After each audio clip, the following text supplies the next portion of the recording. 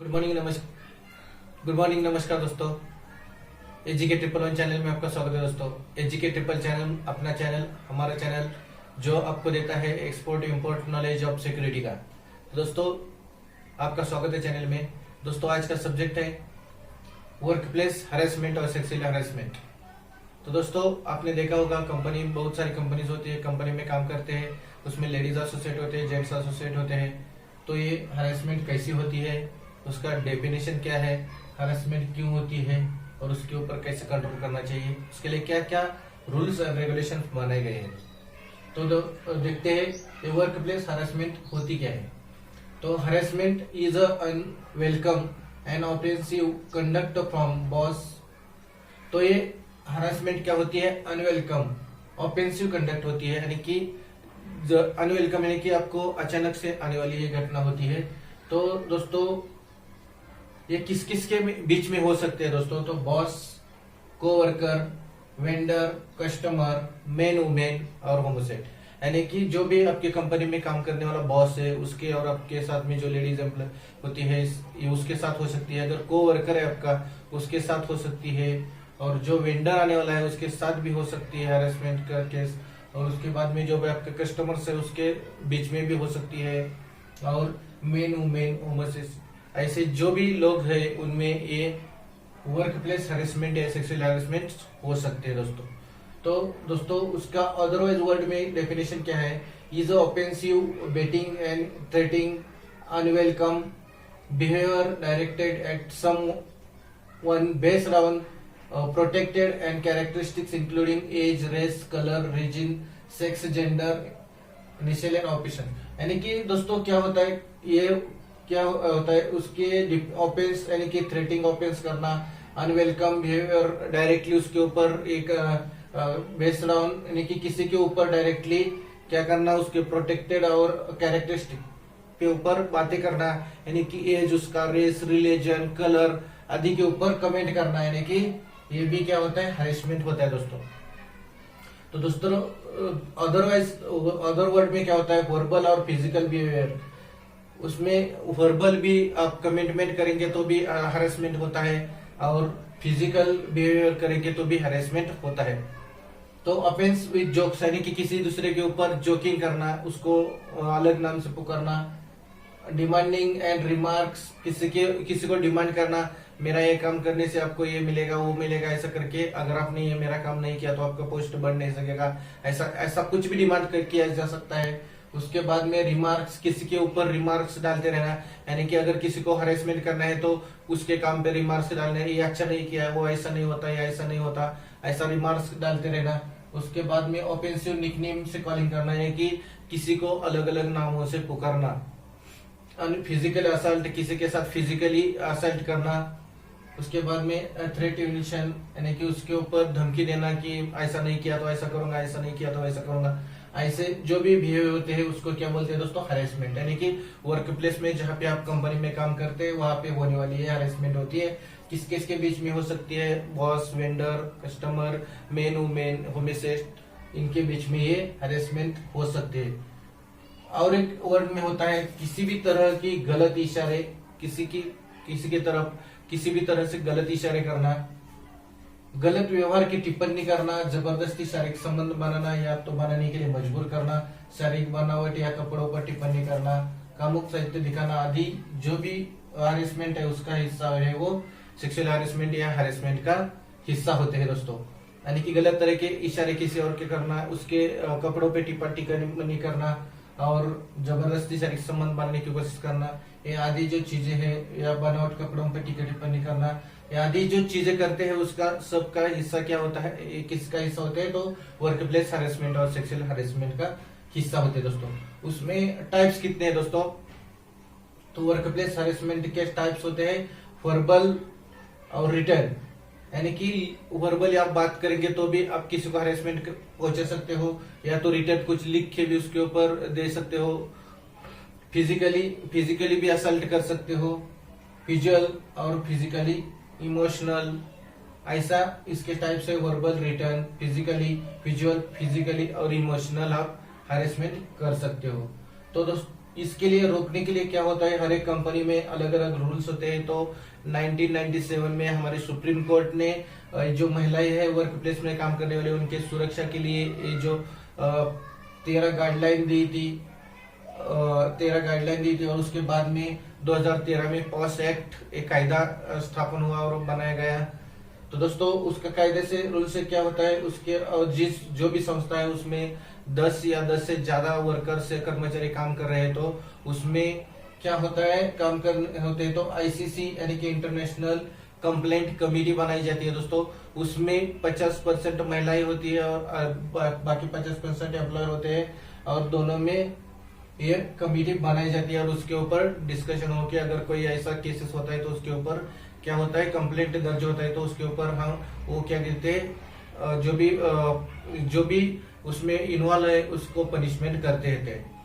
और जो भी उसके बाद में जो भी लोकल जिला न्यायालय होते हैं उधर भी कमेटी होते हैं, उधर भी हम क्या कर सकते हैं, कंप्लेंट दर्ज कर सकते हैं। उसके बाद में इम्पोर्टेंट क्यों है पॉस एक्ट, तो ensure prevention and probability and protection against sexual harassment, यानी कि इंश्योर हो अगर कोई कर्मचारी महिला कर्मचारी आपके कंपनी में काम करे तो उसको इंश्योर हो, उसके प्रोटेक्शन एंड प्रिवेंशन के बारे में और उसके अगेंस्ट होने वाले जो हैरेसमेंट है उसके बारे में उसको प्रोटेक्शन हो, प्रिवेंशन हो, ये इंश्योर हो, इसके लिए ये पॉस एक्ट बनाए गए हैं। तो दोस्तों उसके बारे में ये पॉस एक्ट बनाए गए हैं। तो पॉस एक्ट हर एक कंपनी में होना मैंडेटरी हो गए हैं। तो उसके लिए क्या क्या करना चाहिए कंपनी में, तो इन मैंडेटरी इन ऑल कंपनी, इसमें हर एक कंपनी में पॉस एक्ट मैंडेटरी करना चाहिए।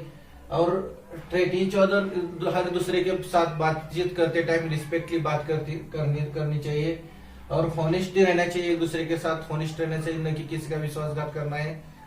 उसके बाद में कंपनी के जो एडमिन डिपार्टमेंट है या एचआर पर्सन उन्होंने एक पॉलिसी बनानी चाहिए, कैसे कम्युनिकेशंस करना चाहिए, कैसे बिहेवियर करना चाहिए और अगर गलत होता है तो उसके ऊपर क्या होना चाहिए, एक्शन होना चाहिए।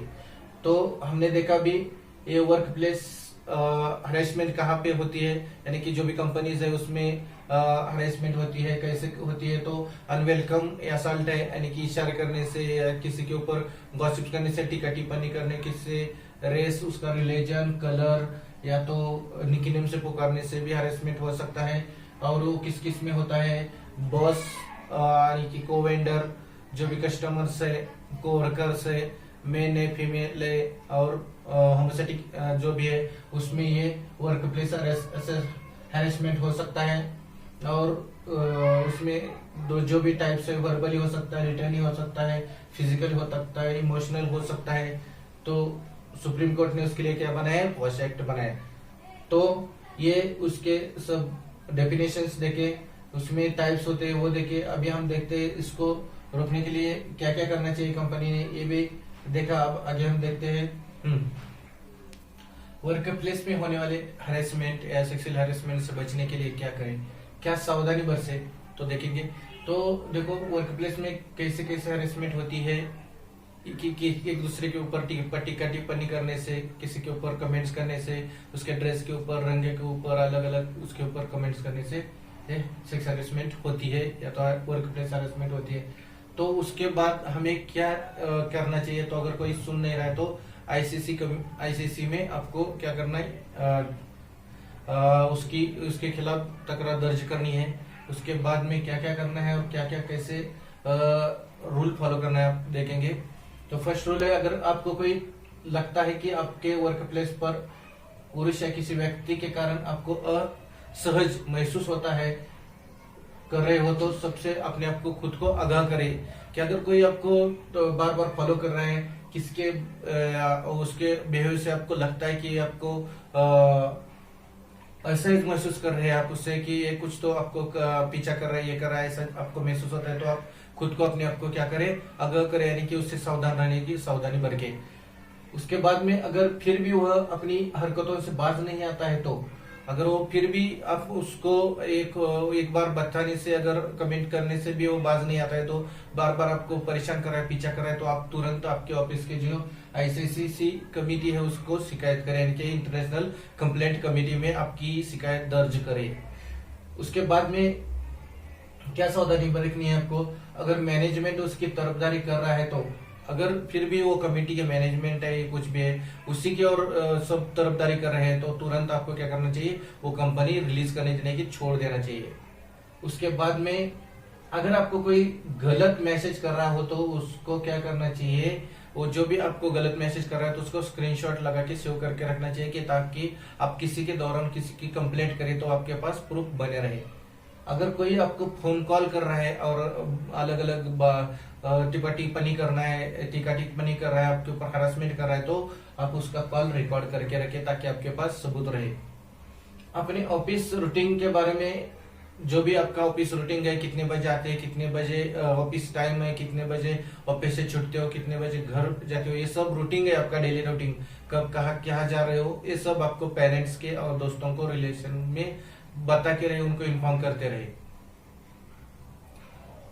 ताकि जब भी आपकी अगर कुछ प्रॉब्लम आए तो आपके बारे में अगर लेट हो जाए तो आपके घर वाले या पेरेंट्स, आपके दोस्त है, उनको आपकी पूछताछ कर सके। अपनी कंपनी के सहकर्मचारियों के जो भी होते हैं वो नजदीक के जो सहकर्मचारी होते हैं उनके भी फोन्स या पेरेंट्स के फोन्स आपके सेव में मोबाइल नंबर में सेव करके रखें। अजनबी लोगों के ऊपर कभी भी भरोसा नहीं करें। अगर आपकी कंपनी में कोई दूसरा अलग अजनबी व्यक्ति आपको दिखाई दे तो उसके ऊपर भरोसा नहीं करें। अकेले हो, कभी भी अकेले हो, काम पे कर रहे हो या तो जा रहे हो तो सावधानी बरते। रात में लिफ्ट किसी से भी, अगर आप वर्क प्लेस से छूटकर लेट नाइट जा रहे हो तो किसी से भी लिफ्ट न ले। अगर लिफ्ट रात में टाइम आप ऑफिस में काम रहे तो लिफ्ट से न जाने के बदले सीढ़ियों का इस्तेमाल करें। कभी भी अनजान से लिफ्ट न ले। फिर अकेले किसी भी, अगर घर जा रहे, अगर वर्क प्लेस की ड्यूटी खत्म हो गई, लेट नाइट से आप घर जा रहे तो ऑटो या रिक्शा का मत इस्तेमाल करें, शेयरिंग ऑटो या रिक्शा का इस्तेमाल करें। फोन की बैटरी हमेशा चार्जेबल रहे।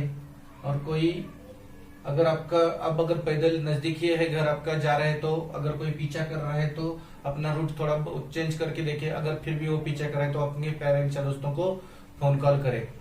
तो देखा हमने ये वर्क प्लेस सेक्सुअल हरेसमेंट या तो हरेसमेंट होता क्या है, तो हरेसमेंट होता है अनएक्सेप्टेड, अनयूजुअल, यानी कि आपको अनकम्बेल, यानी कि कभी भी घटित होने वाली घटना, यानी कि वो आपको फिजिकल, वर्बल या तो सेक्सुअल हरेसमेंट कर सकते हैं। तो वो किस में हो सकती है, वर्क प्लेस में बॉस हो सकता है, वेंडर हो सकता है, कोवर्कर हो सकता है, कस्टमर हो सकता है, और जो मेन लेडीज, फीमेल और होमोसेक्स होता है उसमें ये घटना घटित होती है।